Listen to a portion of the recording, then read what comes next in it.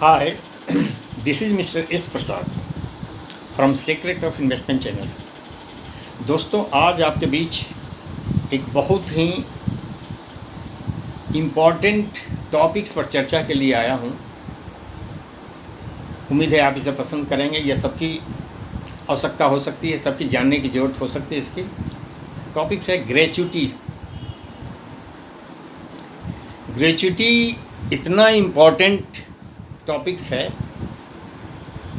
कि यह मैं बताऊं कि यह जितने भी काम करने वाले लोग हैं, गवर्नमेंट एम्प्लॉई, चाहे सेंट्रल गवर्नमेंट को हो, स्टेट गवर्नमेंट को हो, डिपार्टमेंट चाहे जो हो, कोई भी डिपार्टमेंट, सभी डिपार्टमेंट से इसका ताल्लुक़ है और सभी को इसको लाभ लेने की ज़रूरत है। सबको इसका लाभ मिलता है और कितना मिलता है ये जानना चाहिए, कितना मिलना चाहिए ये भी जानना चाहिए। प्राइवेट वर्कर, मिल, फैक्ट्री, कारखाना, प्लांटेशन, चाय बागान या जितने प्रकार के इवन छोटे मोटे जो ऑर्गेनाइजेशन है, मात्र 10 एम्प्लॉई से ज़्यादा जिस ऑर्गेनाइजेशन में एम्प्लॉई हो गए, वो ऑर्गेनाइजेशन ग्रेच्युटी देने के लिए बाध्य है। तो मैं इस पर चर्चा करूँगा फुल डिटेल्स में, ट्रांसपेरेंट, कंप्लीट जानकारी देने की कोशिश करूँगा। एक्चुअली ग्रेच्युटी क्या है, इसका इतिहास क्या है, इसको अमली जामा कब से पहनाया गया, सरकार ने कौन से एक्ट के अंतर्गत इसको बाधित किया और जिससे कि आज ये कानूनी रूप में है और उसके अनुसार लोगों को ग्रेच्युटी की राशि मिलती है। ग्रेच्युटी कौन देता है, किन किन लोगों को ग्रेच्युटी मिल सकती है, इसकी विशेषताएं क्या है, बहुत सारी चीज़ें हैं जिस पर हम ग्रेच्युटी कितना मिलना चाहिए, इसका कैलकुलेशन, उस पर भी हम चर्चा करेंगे। तो मैं बताना चाहूँगा ग्रेच्युटी एक्चुअली एक प्रकार से लॉयल्टी का एवार्ड है। एम्प्लॉई जो किसी ऑर्गेनाइजेशन में लंबे समय पर काम करता है, लंबे समय तक काम करता है, तो काम के बदले उसको तनख्वाह मिलती है। In addition to that, the employee who are getting salary, in addition to that, after completing a certain period of years of job, he is eligible to get an amount, a पुरस्कार के रूप में, award के रूप में जो मिलता है in monetary form, that is called gratuity। इस एक प्रकार से कहें कि ये पुरस्कार है। सर्टेन पीरियड, मैं इसको अब डिटेल्स बता रहा हूँ। वैसे ऑर्गेनाइजेशन, बाकी सारे डिपार्टमेंट तो बड़े हैं तो उसकी तो मैं चर्चा ही नहीं करूँगा, उसमें तो न्यायिक रूप से ग्रेच्युटी है ही और एम्प्लॉय को मिलना है। वैसे ऑर्गेनाइजेशन छोटे से मैं बात करूँ जहाँ मात्र 10 एम्प्लॉई हैं, 10 एम्प्लॉई से स्टार्ट होने वाला कोई भी ऑर्गेनाइजेशन वो अपने ऑफर लेटर में देता है द बेनिफिट ऑफ ग्रेच्युटी, और वो उसके अंदर काम करने वाला एम्प्लॉय ग्रेच्युटी का हकदार हो जाता है। मैं बताऊं, ग्रेच्युटी कोई सेविंग या इन्वेस्टमेंट की स्कीम नहीं है। ये 100% कंट्रीब्यूशन इसमें एम्प्लॉयर का होता है। जिस ऑर्गेनाइजेशन में आप काम करते हैं, आप एम्प्लॉई हैं और ऑर्गेनाइजेशन का जो ऑनर है, he is employer. Employer gratuity देता है एम्प्लॉई को at the time of their retirement और after completing certain periods, retirement, resignation, मैं इस पर चर्चा करूँगा। मतलब ग्रेच्युटी एम्प्लॉयर के द्वारा एम्प्लॉई को मिलता है। मिनिमम 5 इयर्स की सर्विस कंप्लीट होनी चाहिए। 5 इयर्स की सर्विस कंप्लीट होने के पहले कोई भी एम्प्लॉई ग्रेच्युटी का हकदार नहीं है। तो कंटिन्यूअस 5 इयर्स का सर्विस किसी पर्टिकुलर ऑर्गेनाइजेशन में उसको पूरा होना ज़रूरी है to get the benefit of gratuity. अब ग्रेच्युटी पर मैं चर्चा करूं, उसके बेनिफिट की, मैं उसके फीचर्स की बात करूं। Gratuity is a reward by the employer by completing a certain period of service, continuous service.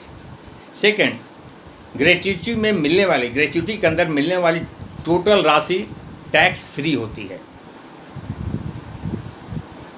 मैं इस पर आऊँगा अभी कि ग्रेच्युटी की राशि अब नए एक्ट के अनुसार, एक्चुअली ग्रेच्युटी एक्ट 1972 में गवर्नमेंट ऑफ इंडिया ने इंट्रोड्यूस किया, उसके अनुसार उसने बताया कि ग्रेच्युटी कैसे और कितनी मिलनी चाहिए, इसके लिए उसके एक्ट बना 1972 में। और पहले ग्रेच्युटी की राशि, बहुत पहले तो वो राशि ही नहीं थी, बहुत कम थी, 10 लाख थी। इधर रिसेंटली 2016 से सेंट्रल गवर्नमेंट एम्प्लॉय के लिए 20 लाख की राशि फिक्स की गई है, लिमिट फिक्स किया गया है। प्राइवेट एम्प्लॉय के लिए 2018 से 20 लाख की राशि को फिक्स किया गया है। मतलब अब ग्रेच्युटी की राशि 20 लाख हो गई, जो after retirement, after resignation, after completion of 5 years of service, अगर किसी कारणों से वो छोड़ता है तो उसकी जो ग्रेच्युटी की राशि बनती है, लिमिट 20 लाख है। इट मीन्स कि वो सभी को 20 लाख नहीं मिलती है, उसमें ग्रेच्युटी कैलकुलेशन का फॉर्मूला मैं बताऊंगा। मैक्सिमम लिमिट को 20 लाख किया गया है, 20 लाख तक दिया जा सकता है किसी को। ग्रेच्युटी की राशि अगर इससे भी ज़्यादा बनती है तो 20 लाख तक की राशि टैक्स फ्री है, 20 लाख के ऊपर की राशि टैक्सेबल है। तो इसमें एम्प्लॉई जो किसी भी ऑर्गेनाइजेशन में काम करता है वो नॉमिनेशन भी कर सकता है, नॉमिनेशन की सुविधा है। और नॉमिनेशन अपने परिवार के लोग को ही, स्पाउस या बच्चे को कर सकता है कि सो दैट कि उसके नहीं रहने पर ग्रेच्युटी की राशि उसके परिवार और बच्चे को मिल सके। नॉमिनेशन सुविधा है। दूसरा, इसमें अब मैं आऊँ कि ग्रेच्युटी में टैक्सेशन का जो लाभ है, वो टैक्सेशन का लाभ किस रूप में है। गवर्नमेंट एम्प्लॉय के केस में ग्रेच्युटी के रूप में मिलने वाली सारी राशि टैक्स फ्री होती है, up to 20 lakh, up to 20 lakh tax free होती है। 20 लाख से ऊपर की राशि उसका इनकम में, अदर इनकम सोर्स में जाएगा, जो कि उसके टैक्स स्लैब के हिसाब से टैक्सेबल होगा। अकॉर्डिंगली प्राइवेट एम्प्लॉय के केस में दो सेक्टर में इसको बांटा गया है। Employees who are eligible for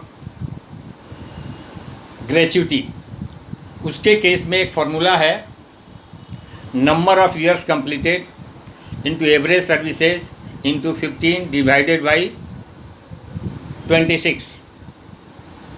उस पर ये फार्मूला या 20 लाख या एक्चुअल अमाउंट ऑफ ग्रेच्युटी जो उनको मिलती है, इसमें से जो भी कम होगा उसको ग्रेच्युटी मिलेगी। इस फार्मूले में भी ग्रेच्युटी की राशि जो बनेगी, ग्रेच्युटी जो राशि बनेगी, अगर वो 20 लाख से ऊपर हो तो टैक्सेबल होगा। इस टाइप से टैक्सेशन की व्यवस्था 2 भागों में बांट दी गई है। अब मैं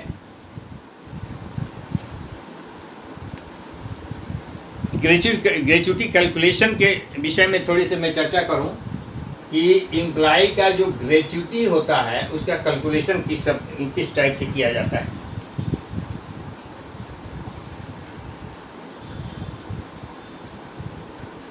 Employed covered under Gratuity Act, number of years of services into last drawn monthly salary into 15 divided by 26। दूसरा है Employees not covered under Gratuity Act, number of years of services into last drawn monthly salary into 15 divided by 30। Example first में, अगर किसी employ की completed service 30 years है, salary 1,20,000 महीने की है, तो वैसे स्थिति में उसको 20,20,000 का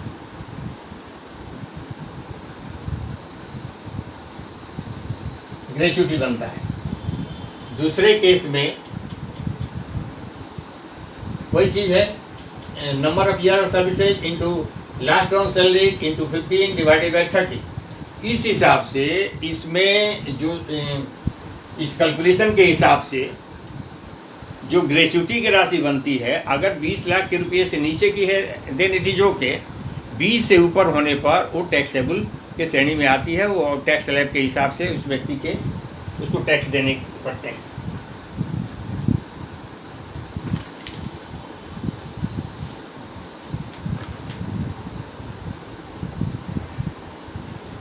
अब इसमें एक बात है कि कुछ ऐसे सर्कमस्टांसेस आते हैं जिसमें एम्प्लॉय को एम्प्लॉयर ग्रेच्युटी नहीं भी दे सकता है। एक्ट बन जाने का ये मतलब नहीं है, 1972 में एक्ट बन गया टू प्रोटेक्ट द एम्प्लॉय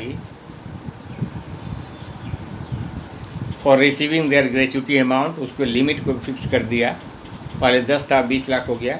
लेकिन इसका ये मतलब नहीं है कि कभी हर व्यक्ति ग्रेच्युटी का हकदार होगा। कुछ इसमें बाहर किया गया है, अगर कुछ केसेस में एम्प्लॉय, मैं वो केसेस बताता हूँ जहाँ एम्प्लॉय को, बहुत सारे एम्प्लॉय को ग्रेच्युटी नहीं भी मिली। एम्प्लॉय का misconduct during his period of service, उसके ऊपर केस हो गया, चार्जशीट हो गया, तो और वो उसके लिए दोषी पाया गया। Violence, moral offence, causing damage to employers property, इन सारे केसेज में एम्प्लॉय अगर चार्जशीटेड हो जाता है और ये प्रूफ हो जाता है तो एम्प्लॉयर वैसे एम्प्लॉय को ग्रेच्युटी देने के लिए बाध्य नहीं। इससे बहुत सारे केसेस देखे गए हैं जहां उसको ग्रेच्युटी नहीं मिले। तो ये इम्पोर्टेंट फैक्टर है। आप अगर एम्प्लॉय हैं तो ये आपके एम्प्लॉयमेंट से हट करके आपके सर्विस का जो तनख्वाह मिलता है, अदर जो पर्क्स मिलता है, अदर जो बेनिफिट मिलता है, उससे हट करके है। आपका डीलिंग्स, आपका व्यवहार, आपका परफॉर्मेंस, ये बहुत मायने रखता है कि during the complete period service and eight the time of retirement तक आपके ऊपर में कोई बात ना हो, सो दैट कि आपका ग्रेच्युटी प्रभावित ना हो। तो ग्रेच्युटी भी प्रभावित होता है, ये आप याद रखें। बहुत सारे चीज़ों में वीडियो में बहुत सारी चीज़ें बताई गई है, लेकिन ये जो मैं बात बता रहा हूँ एक एम्प्लॉय के हक में, चाहे प्राइवेट में हो या गवर्नमेंट में हो, ये बहुत मायने रखता है। अगर आपका डीलिंग्स और कोई बातें ऐसी हो गई, सब कुछ ठीक है, तनख्वाह मिल रहे हैं, सब कुछ मिल रहे हैं, लेकिन आफ्टर रिटायरमेंट जो कि आपका कोई कंट्रीब्यूशन नहीं है, ग्रेच्युटी की राशि में आपका कोई कंट्रीब्यूशन नहीं है, it is totally contributed by the employer. वो उसकी मर्जी है। मैं बोल रहा हूँ ये अवार्ड है, आपके रिकॉग्निशन के अवार्ड है, आपके लॉयल्टी का अवार्ड है कि आपने 25 साल 20 साल 15 साल 10 साल सर्विस दिया and he is please with you, and out of that and due to that वो आपको ये पुरस्कृत कर रहा है। ग्रेच्युटी इज रिवार्ड, इस मॉनिटरी रिवार्ड, तो इसको भी बहुत ध्यान रखने की ज़रूरत है। और दूसरी बात, 5 इयर्स का सर्विस कंप्लीट होना बहुत ज़रूरी है।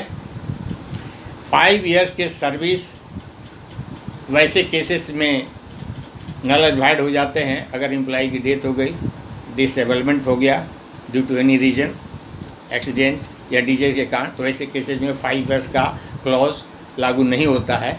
फिर उसको नियम के अनुसार जो ग्रेच्युटी मिलना है मिलता है।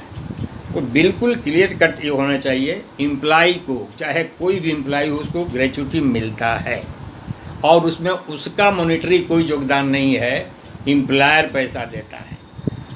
और आफ्टर रिटायरमेंट, रिजाइनेशन, आपके रिटायरमेंट के बाद ये राशि आपको एक मुश्त मिलती है, अप टू 20 लाख तक आज हो गई है। वो डिपेंड करेगा कि आपकी सर्विस कितने साल की हुई, लास्ट ड्रॉन सैलरी महीने की कितने थी, 40,000, 50,000, 20,000, 30,000। तो number of service, number of years of service into last drawn salary into 15 divided by 26 and divided by 30, इस टाइप से जो बनता हो मिलेगा। जो लिमिट है 20 लाख, वो लिमिट है।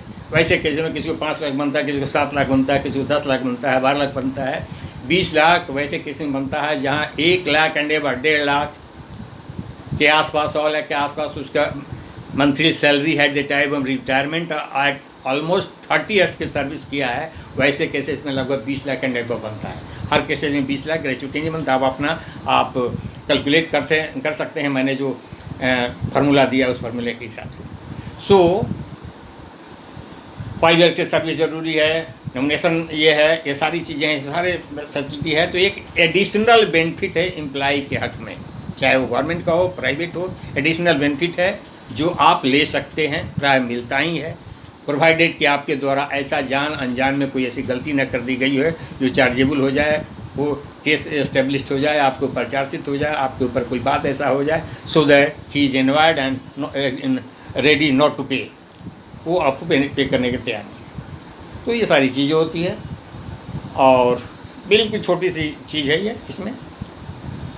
और हम समझते हैं आपको ग्रेच्युटी क्या है, किसको मिलता है, कौन देता है, आपका इसमें कंट्रीब्यूशन है कि नहीं, एम्प्लॉयर का कंट्रीब्यूशन, कितना दिन आपका सर्विस होना चाहिए एटलीस्ट, कब मिलता है, किसको मिलता है, नॉमिनेशन की सुविधा है, अगर कोई डेथ नॉमिनेशन की सुविधा है तो नॉमिनी को भी मिलेगा, अगर 5 ईयर की सर्विस से कम है तो आपको नहीं मिलेगा, इन केस ऑफ डेथ हो गई तो 5 ईयर्स का टर्म नहीं लागू हुआ। ये सारी चीज़ें इसमें क्लियर कट यही चीज़ है। कैलकुलेशन मैंने बता दिया, सीधा सीधी ग्रेच्युटी का फार्मूला है number of service of years completed. उसमें अगर आपने कोई व्यक्ति 20 साल 8 महीना की सर्विस किया है, 6 महीने से ज़्यादा हो तो 21 साल सर्विस माना जाएगा, 20 महीना 5 महीने के किया, 20 साल 5 महीने किया तो 20 साल ही माना जाएगा। तो ये नंबर ऑफ सर्विस हो गया। लास्ट ड्रांस ओनली 12 महीने में उसका अगर 30,000 बनता है, 40 बनता है, 50,000 बनता है, इंटू तो 30 इंटू 30,000 और 30 साल की सर्विस इंटू 15 डिवाइडेड बाई 30, ये आपका ग्रेच्युटी हो गया। तो आप समझ सकते हैं रफ आप अपना ग्रेच्युटी आप निकाल सकते हैं आपको कितना मिलेगा, ये फार्मूला है। सो मैंने आपको क्लियर कट एक तस्वीर ग्रेच्युटी के ऊपर में दी। ग्रेच्युटी क्या है, 1972 में गवर्नमेंट ऑफ इंडिया ने इसको प्रोटेक्ट करने, एम्प्लॉय के हक को प्रोटेक्ट करने के लिए ये एक्ट लाया, ग्रेच्युटी एक्ट 1972। उसके अनुसार ये निर्धारित किया गया, उसी के अनुसार है कि 10 लाख से 20 लाख हो गया। और किन किन लोगों को मिलेगा, नॉमिनेशन की सुविधा, डेथ के केस में उसके एम्प्लॉय को, उसके डिपेंडेंट को सुविधा, ये सारी चीज़ें एक्ट के बाद आया है सारी चीज़ें। और आपने किसी कारण से अगर 15 साल में ही छोड़ दिया तब भी आपको जरूर नहीं कि रिटायरमेंट आप 30 साल में ही करेंगे, फिर भी उस समय तक जो एलिजिबिलिटी बनती है आपको मिलेगा। दोस्तों मैं समझता हूँ ग्रेच्युटी पर बिल्कुल क्लियर कट क्या है इसकी तस्वीर मैंने आपके सामने रख दिया, आपको बता दिया। आप स्टिल आपको लगता है कि ग्रेच्युटी पर हमको और कुछ समझना है, जानना है, तो आपका मैं कमेंट चाहूँगा। और साथ ही साथ आपने हमारे पूरे वीडियो को देखा, इसके लिए धन्यवाद। और मैं चैनल को सब्सक्राइब करने के लिए आपसे निवेदन करूँगा, कृपया हमारे वीडियो को लाइक एंड शेयर करें, सो दैट कि आपका आशीर्वाद और प्रेम हमको मिलता रहे। आगे भी मैं आपके लिए बहुत सारे इम्पोर्टेंट, आपके लाभ के लिए बहुत सारी चीज़ें मैं आपके सामने उपस्थित करता हूँ।